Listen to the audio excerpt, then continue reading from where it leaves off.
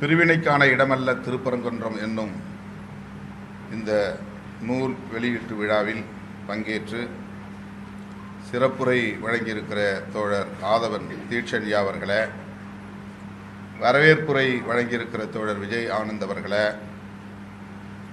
கருத்துரை வழங்கி விடைபெற்று சென்றிருக்கிற வழக்குரைஞர் அருள்மொழி அவர்களே, வழக்குரைஞர் வாஞ்சிநாதன் அவர்களே, தோழர் மருதையன் அவர்களே, தோழர் கவின்மலர் அவர்களே, நூலாசிரியர் நிறைவாக ஏற்புரை ஆற்ற உள்ள தோழர் சுஜாதா சிவஞானம் அவர்களே, மற்றும் இங்கே திரளாக கூடியிருக்கிற ஜனநாயக சக்திகளே, ஊடகவியலாளர்களே, அனைவருக்கும் எனது பணிவார்ந்த வணக்கத்தை தெரிவித்துக் கொள்கிறேன். இன்னொரு நூல் வெளியீட்டு விழாவில் நான் பங்கேற்க வேண்டியிருந்ததால் உரிய நேரத்திற்கு வர இயலவில்லை. காலத்தாழ்வுக்கு மிகவும் வருந்துகிறேன். 2 நாட்களுக்கு முன்னர் தோழர் கவின்மலர் அவர்கள் என்னை தொடர்பு கொண்டு இந்த நூல் வெளியீட்டு விழாவில் பங்கேற்க வேண்டும் என்று அழைப்பு விடுத்தார். தவிர்க்க இயலவில்லை. ஆனாலும் உடனடியாக நான் மறுதளிக்காமல் ஒப்புக்கொண்டேன். நிறைய ஒப்புக்கொண்ட நிகழ்ச்சிகள் இருக்கின்றன என்றாலும் கூட இது மிகவும் முக்கியத்துவம் வாய்ந்த ஒரு நூல். தமிழகத்தில் இன்றைக்கு பரவலாக விவாதிக்கப்படுகிற மிக முக்கியமான பிரச்சினை குறித்த ஒரு நூல். மத நல்லிணக்கத்தை வலியுறுத்துவதற்காக வெளியிடப்படுகிற ஒரு நூல் என்கிற நிலையில் இதில் கட்டாயம் பங்கேற்க வேண்டும் என்கிற பேரார்வத்தோடு நான் இசைவளித்தேன். அதன்படி உங்கள் முன்னால் இருக்கிறேன். இந்த நூலை வெளியிடுவதற்கான வாய்ப்பை எனக்கு வழங்கியமைக்காக சுஜாதா சிவஞானம் அவர்களுக்கும், நூலை தமிழாக்கம் செய்திருக்கிற எலக்ட்ரா அவர்களுக்கும், நிகழ்ச்சியின் ஒருங்கிணைப்பாளர்களுக்கும் என்னுடைய நன்றியை முதலில் உரித்தாக்குகிறேன். நின்று கொண்டு பேசித்தான் பழக்கம். உட்கார்ந்து பேசுவதிலே ஒரு சங்கடம் இருக்கிறது. பேச்சு வரவில்லை. திருப்பரங்குன்றம் மத நல்லிணக்கத்திற்கு சான்றாக விளங்குகிற ஒரு இடம். அதிலே யாருக்கும் மாற்று கருத்து இருக்க முடியாது. அங்கே இஸ்லாமியர்கள், இந்துக்கள், கிறிஸ்தவர்கள் என்று மத நம்பிக்கை உள்ள பொதுமக்கள் சகோதரத்துவத்தோடு நல்லிணக்கத்தோடு வாழ்ந்து வருகின்றனர். நான் அந்த இடத்திற்கு செல்லுகிற வாய்ப்பை பெற்றேன். மலைக்கு ஏற முடியவில்லை. ஆனால் அந்த அடிவாரம் வரையில் சென்றேன். அங்கே இஸ்லாமியர்களும் இந்துக்களும் என்னை வரவேற்றார்கள். அவர்கள் எவ்வளவு ஒற்றுமையாக இருக்கிறார்கள் என்பதை நேரடியாக என்னால் பார்க்க முடிந்தது. அப்போதுதான் நான் திருப்பரங்குன்றம் கோயிலுக்குள்ளும் செல்லுகிற வாய்ப்பை பெற்றேன். ஆனால் அந்த இடத்தில் ஒரு பதற்றத்தை உருவாக்கி மத நல்லிணக்கத்தை சீர்குலைக்கும் வேளைகளில் சங் பரிவார்கள் திட்டமிட்டு செயல்பட்டு வருகின்றனர். மேலோட்டமாக பார்த்தால் சங் பரிவார்கள் எழுப்புகிற கேள்வி, பெரும்பான்மை இந்துக்கள் தீபம் ஏற்றுவதற்கு கூட உரிமை இல்லாமல் இருக்கிறார்களே என்பதாக பரப்பப்படுகிறது.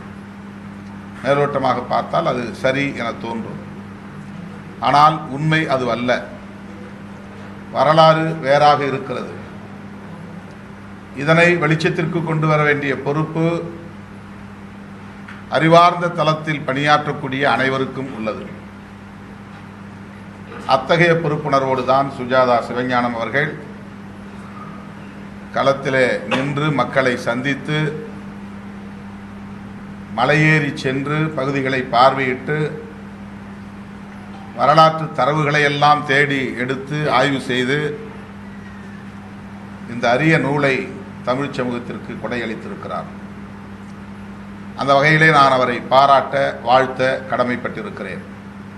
இது சாதாரணமான ஒரு தொகுப்பு அல்ல.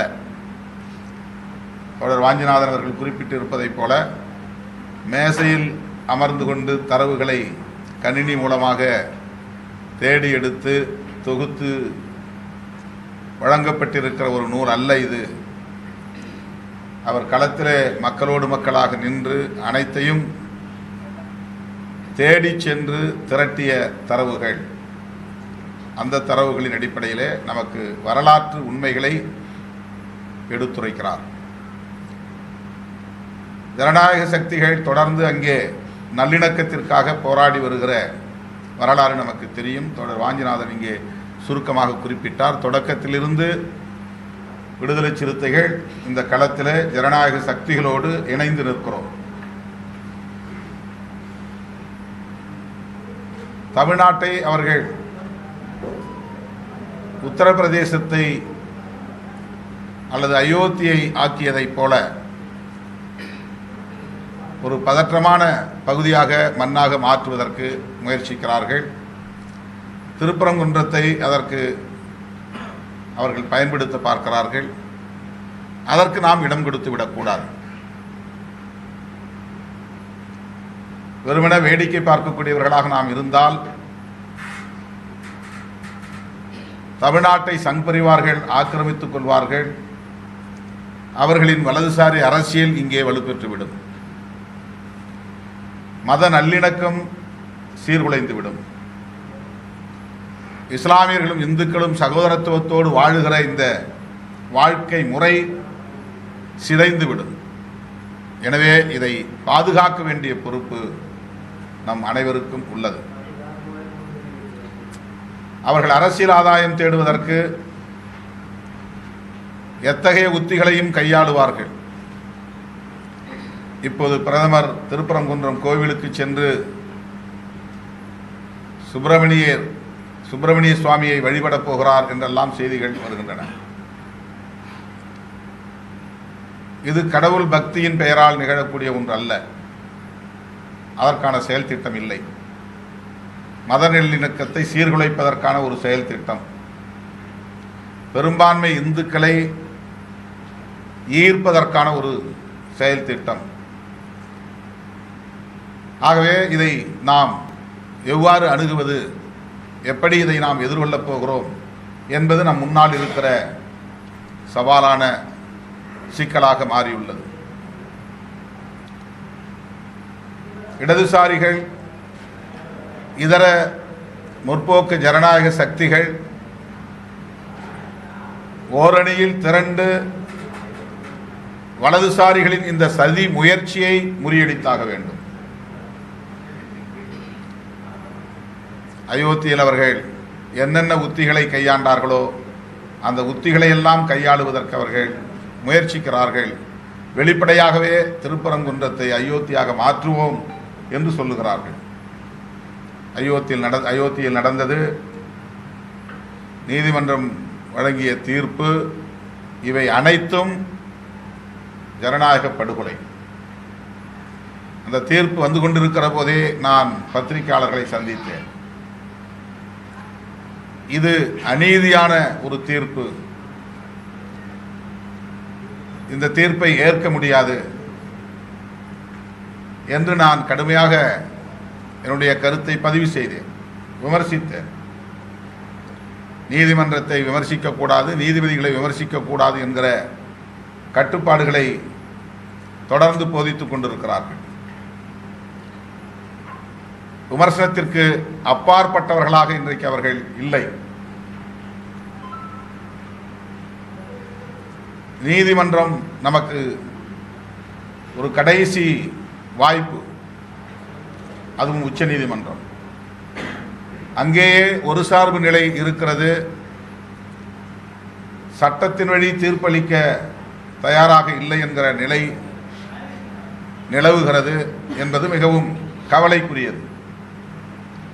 ராமர் அங்கே பிறந்தார் என்பதற்கு ஆதாரம் இல்லை என்பதை நீதிமன்றமே ஏற்றுக்கொள்கிறது. அங்கே நிலத்தை அகழாய்வு செய்து பார்த்ததில் கட்டிடங்கள் இருந்தன, ஆனால் அவை கோயில்கள் இல்லை, கோயிலுக்கான வடிவம் இல்லை என்பதையும் அந்த நீதிமன்ற தீர்ப்பு உறுதிப்படுத்துகிறது. ஆனாலும் அந்த இடத்தில் ராமருக்கு கோயில் கட்ட வேண்டும் என்று தீர்ப்பளிக்கிறார்கள். ஆகவே தரவுகளின் அடிப்படையில், சாட்சியங்களின் அடிப்படையில், சான்றாவணங்களின் அடிப்படையில் தீர்ப்பளிக்காமல் பெரும்பான்மை மக்கள் ஆத்திரப்பட்டு விடக்கூடாது, உணர்ச்சி வயப்பட்டு விடக்கூடாது, அதன் மூலம் சட்டம் ஒழுங்கு மீண்டும் சீர்குலைந்து விடக்கூடாது என்பதற்காக நாங்கள் தீர்ப்பு வழங்குகிறோம் என்கிற பெயரில் ஒரு தீர்ப்பை வழங்கியிருக்கிறார்கள். இதை எப்படி நாம் சகித்துக் கொள்வது என்பதுதான் நம் முன்னால் இருக்கிற கேள்வி. ஆகவே இன்றைக்கு அவர்கள் கைகளில் ஆட்சி அதிகாரம் இருக்கிறது. அனைத்து துறைகளும் அவர்களின் கட்டுப்பாட்டில் இருக்கின்றன. ஊடகங்களையும் அவர்கள் அச்சுறுத்தி தம்வயப்படுத்தி வைத்திருக்கிறார்கள். இத்தகைய சூழலில் தமிழ்நாட்டை மீண்டும் அவர்கள் ஒரு சோதனை களமாக மாற்ற முயற்சிக்கிறார்கள். இதை நாம் வேடிக்கை பார்த்தால் நம்முடைய எதிர்காலம் கேள்விக்குள்ளாகிவிடும், இருள்மயமாகிவிடும்.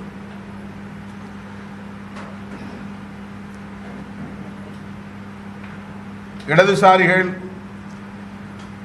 இதர ஜனநாயக சக்திகள் மிகுந்த கவலையோடு, பொறுப்புணர்வோடு இந்த களத்தில் நின்றாலும் கூட இன்னும் இது வலுப்பெற வேண்டும், அனைத்து ஜனநாயக சக்திகளையும் தீவிரமாக ஒருங்கிணைக்க வேண்டும், அதற்கான உடனடி தேவை நம் முன்னால் இருக்கிறது. தேர்தலுக்கு அச்சப்பட்டு நாம் இதில் தலையிடாமல் இருக்கலாம் என்று கருதினால் மிகப்பெரிய தீங்கை தமிழ் சமூகத்திற்கு இழைத்தவர்களாக வரலாறு நம்மை பதிவு செய்துவிடும். எனவே நாம் இந்து மதத்தின் மீது நம்பிக்கை உள்ளவர்களுக்கு எதிராக போராடவில்லை. இந்து மதத்தின் மீது நம்பிக்கை உள்ளவர்களின் உணர்வுகளை தங்களின் அரசியல் ஆதாயத்திற்கு பயன்படுத்திக் கொள்ளுகிற சங் பரிவார்களின் சதி முயற்சிக்கு எதிராகத்தான் போராடுகிறோம். அதனால்தான் நான் மேடைகளில் பேசும்போது இந்து இசம் என்பது வேறு, இந்துத்துவா என்பது வேறு, நாம் இந்து இசத்தை எதிர்த்து பேசுவதாக திரிபுவாதம் செய்கிறார்கள். நாம் இந்துத்துவாவை எதிர்த்து பேசுகிறோம். இந்துத்துவா என்பது முஸ்லீம் வெறுப்பு, கிறிஸ்தவ வெறுப்பு, மத நல்லிணக்கத்தை சீர்குலைக்கும் முயற்சி. இந்துத்துவா என்பது அரசமைப்பு சட்டத்திற்கு எதிரான ஒரு அரசியல். இந்துத்துவா என்பது ஒரு சார்பான அல்லது மதசார்பான இந்தியாவை கட்டமைக்கும் முயற்சி. இப்படி சொல்லிக்கொண்டே போகலாம். இது பாரதிய ஜனதாவின் சங் பரிவார்களின் அரசியல் திட்டங்கள், செயல் திட்டங்கள். இந்து மதத்தை நம்பக்கூடிய மக்களின் மத உணர்வுகளையும் சாதி உணர்வுகளையும் கடவுள் நம்பிக்கை போன்ற நம்பிக்கைகளையும் தங்களின் அரசியல் ஆதாயத்திற்கு, இந்துத்துவா என்கிற செயல் திட்டத்திற்கு அவர்கள் பயன்படுத்துகிறார்கள். இதை மக்களிடத்திலே நாம் எடுத்துரைக்க வேண்டிய தேவை இருக்கிறது. அதனால்தான் நான் கடவுள் நம்பிக்கை இல்லாதவனாக இருந்தாலும் கூட அந்த நம்பிக்கையுள்ள மக்கள் என்னை அழைக்கிற போது நான் அந்த நிகழ்வுகளில் தவறாமல் பங்கேற்கிறேன். நாம் அவரிடமிருந்து அந்நியப்பட்டு விடக்கூடாது, நாம் அவர்களை அந்நியப்படுத்தி விடக்கூடாது. நேற்று கூட செஞ்சியிலே நள்ளிரவு 12 மணிக்கு நான் ஒரு முருகன் கோவிலில் ஒரு நிகழ்விலே பங்கேற்றேன். ஆயிரக்கணக்கான மக்கள் அங்கே கூடியிருந்து வரவேற்றார்கள். அந்த நிகழ்விலே பங்கேற்றது எனக்கு முருகன் அருள் கிடைக்கும் என்பதற்காக அல்ல, அந்த நம்பிக்கையுள்ள மக்களின் உணர்வுகளை மதிக்க வேண்டும் என்பதற்காக. அவர்களிடமிருந்து நாம் அந்நியப்பட்டு விடக்கூடாது என்கிற பொறுப்புணர்வுக்காக அவர்களோடு இணைந்து நிற்பதன் மூலம்தான் அவர்களுக்கு இந்த வேறுபாட்டை கூட நம்மால் உணர்த்த முடியும். இந்துயிசம் என்பது வேறு, இந்துத்துவா என்பது வேறு. இது சங் பரிவார்களின் சதி திட்டம் என்பதை நாம் அம்பலப்படுத்த வேண்டும். ஆகவே தமிழ்நாட்டு மக்கள் வெவ்வேறு மதங்களை சார்ந்தவர்களாக இருந்தாலும் சகோதரத்துவ உணர்வோடு, நல்லிணக்கத்தோடு மிகவும் ஒற்றுமையாக வாழ்ந்து வருகிறார்கள்.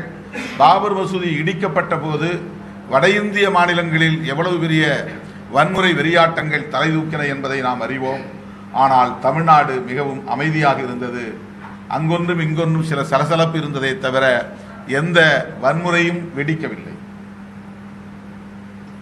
அந்த அளவுக்கு இங்கே மத நல்லிணக்கம் பேணி பாதுகாக்கப்பட்டு வருகிறது என்பதை யாரும் மறுக்க முடியாது.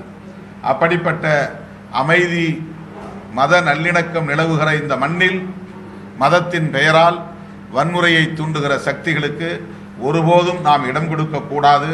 அந்த உணர்வை மேலும் மேலும் வலுப்படுத்துவதற்கு ஏதுவாக இந்த சிறு நூல் அமையும் என்று நான் பெரிதும் நம்புகிறேன். அணிந்துரைகளை மட்டும் படித்தேன். தோழர் ஆதவன் தீட்சண்யா அவர்கள் எழுதியது, வாஞ்சிநாதன் அவர்கள் எழுதிய அந்த அணிந்துரைகளை படித்தேன். அந்த அணிந்துரைகள் அந்த புத்தகத்தின் உள்ளடக்கத்தை நமக்கு வெளிப்படுத்துகின்றன. எனவே இந்த நூல் வெகுவாக மக்களிடத்தில் போய் சேர வேண்டும். நாமே இந்த நூல்களை வெகுவாக கொண்டு போய் சேர்க்க வேண்டும். அனைத்து தரப்பு ஜனநாயக சக்திகளும் இந்த வரலாற்று பின்னணியை உணரத்தக்க வகையிலே நம்முடைய பங்களிப்பு அமைய வேண்டும் என்பதை சொல்லி இந்த வாய்ப்புக்கு நன்றி கூறி முடிக்கிறேன். நன்றி, வணக்கம்.